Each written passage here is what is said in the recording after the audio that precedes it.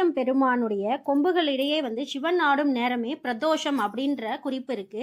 இந்த நேரத்துல நந்தியம் பெருமானுடைய கொம்புகளுக்கு இடையே சிவபெருமான் பார்க்கறது சிறந்த பலனை கொடுக்கும் அப்படின்னு சொல்றாங்க. சனி பிரதோஷ நேரத்தை எல்லா தேவர்களும் ஈசனுடைய நாட்டியத்தை பார்க்கறதுக்காக வருவாருங்க அப்படின்ற நம்பிக்கை இருக்கு. அதே மாதிரி சனி பிரதோஷ காலங்களை ஈசனை தரிசிச்சா என்னன்னா நமக்கு பலன்கள் கிடைக்கும்னா சகல பாவங்களிலிருந்தும் விலக்கல், அந்த மாதிரி பாவங்கள்ல இருந்து நமக்கு முக்தி கிடைக்கும், புண்ணியம் சேரும், அப்புறம் சகல சௌபாகியங்களும் உண்டாக்கும் அப்படின்ற கூற்று இருக்கு.